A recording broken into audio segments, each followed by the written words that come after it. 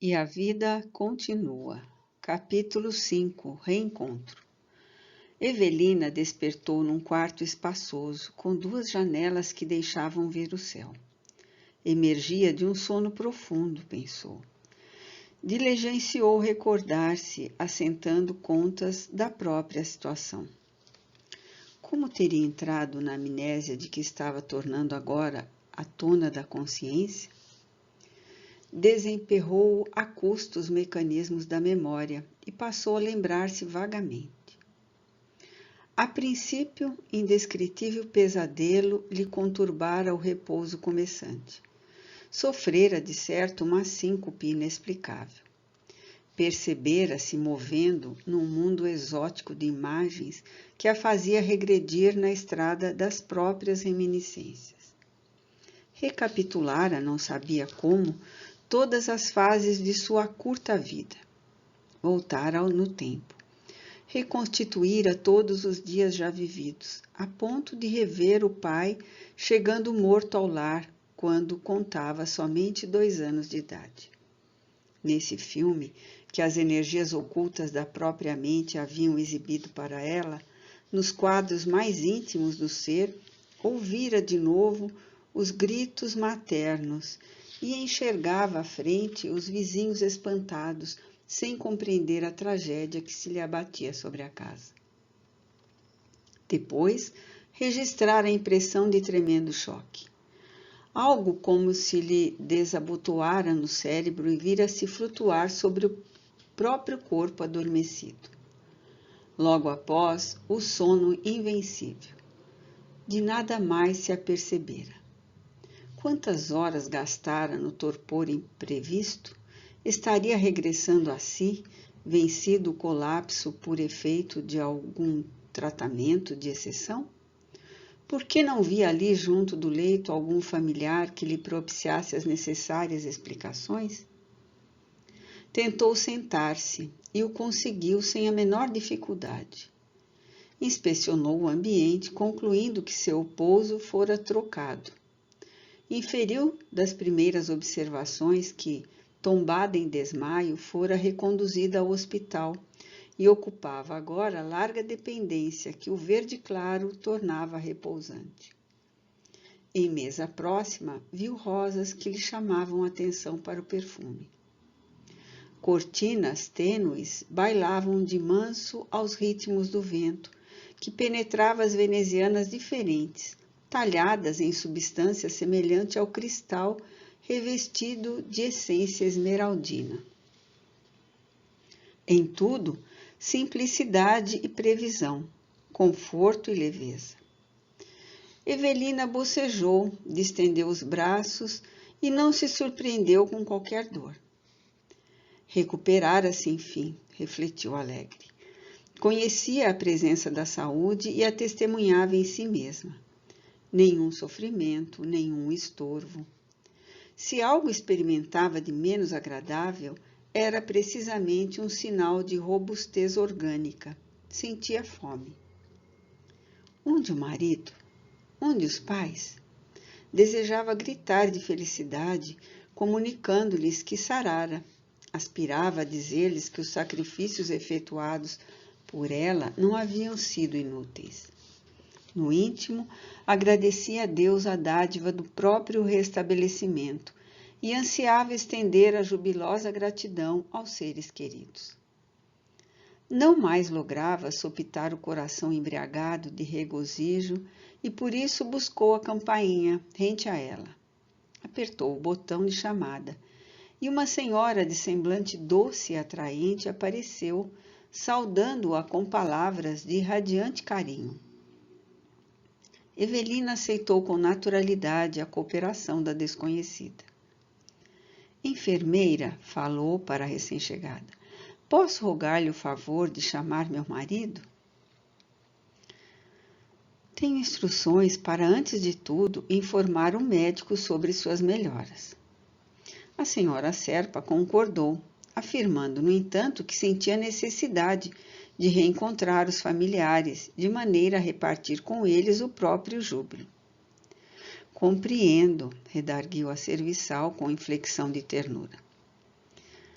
Tenho sede de entender-me com alguém, aditou a convalescente animada. Como se chama a senhora? Chame-me Irmã Isa. De certo a senhora me conhece. Sou Evelina Serpa e devo ter aqui minha ficha. Sim. Irmã Isa, que me sucedeu? Estou bem, mas num estado estranho que não sei definir. A senhora passou por longa cirurgia, precisa descansar, refazer-se. Para Evelina, em verdade, não havia de surpreender naquelas palavras articuladas em tom significativo. Sabia-se operada.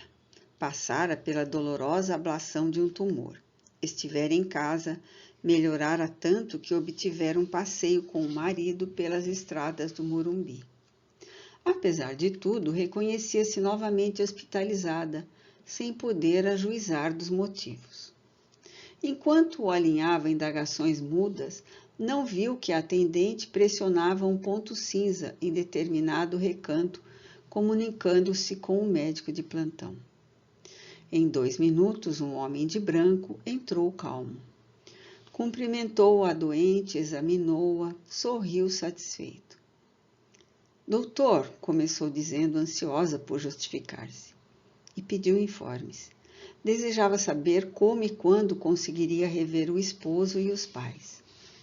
Não seria justo dar aos seus a notícia do êxito com que o hospital a brindava? O facultativo ouviu-a pacientemente e rogou-lhe conformidade. Retomaria aos parentes, mas precisava reajustar-se. Gesticulando carinhosamente, qual se sossegasse uma filha, aclarou. A senhora está melhor, muito melhor. Entretanto, ainda sob rigorosa assistência de ordem mental, ligando-se a quaisquer agentes suscetíveis de induzi-la a recordações muito ativas da moléstia que sofreu. É provável que todos os sintomas reapareçam. Pense nisso. Não lhe convém, por agora, recolocar-se entre os seus. E com um olhar ainda mais compreensivo ajuntou. Coopere. Evelina ouviu a observação de olhos lacrimosos, mas resignou-se. Afinal, concluiu intimamente, devia ser reconhecida aos que lhe haviam granjeado a bênção da nova situação. Não lhe cabia interferir em providências, cujo significado era incapaz de aprender. Adivinhando que o médico se dispunha a sair, solicitou com humildade se lhe seria permitido ler, e se essa concessão lhe fosse feita, rogaria que a casa lhe emprestasse algum volume em que pudesse colher ensinamentos de Cristo. Sensibilizado, o médico lembrou o Novo Testamento, e a breves instantes a atendente trouxe o livro mencionado. Restituída a solidão, Evelina começou a ler o Sermão da Montanha. Todavia, a advertência clínica se lhe intrometia na imaginação insistentemente. Se estava restaurada, qual se via, por que simples lembranças lhe imporiam o retorno aos padecimentos de que se acusava liberta? Por quê? Percebia-se na posse de inenarrável euforia. Deliciosa sensação de leveza que mantinha a disposição para a alegria, como nunca sentira em toda a existência. Tais recursos de equilíbrio orgânico seriam assim tão fáceis de perder? Retirou a atenção do livro e engolfou-se em novas cogitações. E se reconstituísse em espírito a presença de Caio e dos pais com veemência? E se concentrasse os próprios pensamentos nas dores que havia deixado à retaguarda? Infelizmente para ela, confiou-se a semelhantes exercícios, e decorridos alguns minutos a crise revelou-se, agigantando-se-lhe no corpo em momentos rápidos. Regelavam-se-lhe as extremidades, enquanto mantinha a ideia de que um braseiro a requeimava por dentro, com a dispneia afrontando-lhe o peito. Desencadeados os sintomas, quis reagir, contrapor conceitos de saúde aos de doença. Entretanto, era tarde. O sofrimento ganhou-lhe as forças e passou a contorcer-se no suplício de que se admitira definitivamente distanciada. Atônita, premiu a campainha e a prestimosa atendente se desdobrou na tarefa assistencial. O médico reapareceu e administrou os sedativos. Ambos, nem ele e nem a enfermeira, lhe endereçaram o mínimo reproche, mas a doente leu no olhar deles a convicção de que tudo haviam compreendido. Em silêncio, davam-lhe a saber que não lhe ignoravam a teimosia e que, com toda a certeza, não se acomodando aos avisos recebidos, quisera experimentar por si mesma o que vinha a ser um tipo de mentalização inconveniente. Conquanto à bondade que dava mostras, o médico agiu com energia. Forneceu instruções severas à companheira de serviço, depois da injeção calmante que ele próprio aplicou à senhora Serpa, em determinada região da cabeça, e recomendou medidas especiais para que ela dormisse. Aconselhável obrigá-la a repousar mais tempo, controlada por anestésicos. A doente não podia nem devia entregar-se a ideias fixas, sob pena de voltar a sofrer sem necessidade. Evelina registrou as observações dele, em franca modorra. Depois, abismou-se em pesado sono, do qual despertou muitas horas após, consciente de que lhe competia cuidar-se, evitando novo pânico. Mostrou o desejo de alimentar-se e foi imediatamente atendida com um caldo quente e reconfortante, que lhe calhou gostosamente ao paladar a feição de néctar. Refez-se vigilante. Reconhecia-se sob uma espécie de assistência cuja eficácia e poder não lhe cabia agora subestimar. Finda uma semana em descanso absoluto, com entretenimentos de leitura escolhidas pelas autoridades que a cercavam, passou a caminhar no recinto do quarto. Ao retomar a verticalidade, assinalava em si mesma inequívocas diferenças. Os pés se lhe patenteavam leves, qual se o corpo houvesse diminuído de peso, intensivamente, e, sobretudo, no cérebro, as ideias lhe nasciam em torrente vigorosas e belas, quase a se lhe materializarem diante dos olhos. Numa tarde em que se via mais amplamente estimulada e a rever os movimentos normais, abeirou-se da janela que dava para um pátio enorme. E do alto do terceiro andar que a hospedava, contemplou dezenas de pessoas que conversavam alegremente, muitas delas sentadas em torno de irisada fonte que se erigia em centro de florido e extenso jardim. Aquela sociedade serena atraiu-a. Tinha sede de convivência atreita, que se achava às austeras disciplina. À vista disso, consultou a enfermeira se lhe era concedido descer, travar conhecimento com alguém.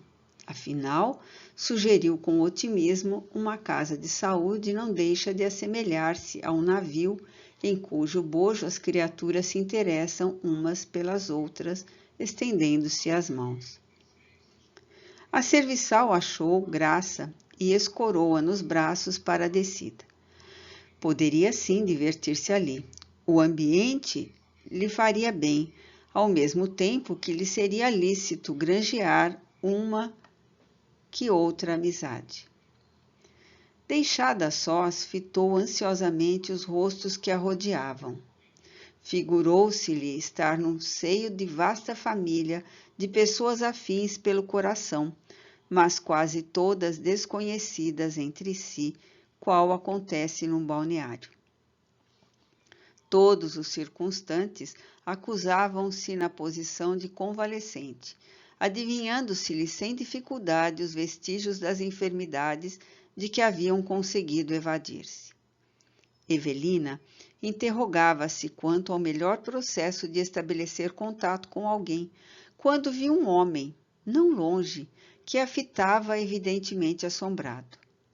Oh, não era aquele cavalheiro exatamente Ernesto Fantini, o improvisado amigo das termas?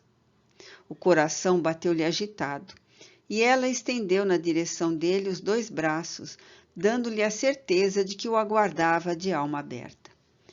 Fantini, pois era ele mesmo, ergueu-se da poltrona em que se guardava e avançou para ela a passos rápidos. — Evelina, Dona Evelina, estarei realmente vendo a senhora? — Eu mesma, respondeu a moça, chorando de alegria. O recém-chegado não foi estranho à emotividade daquele minuto inesquecível. Lágrimas lhe rolaram no rosto simpático e sisudo, lágrimas que ele buscava enxugar, embaraçado, procurando sorrir.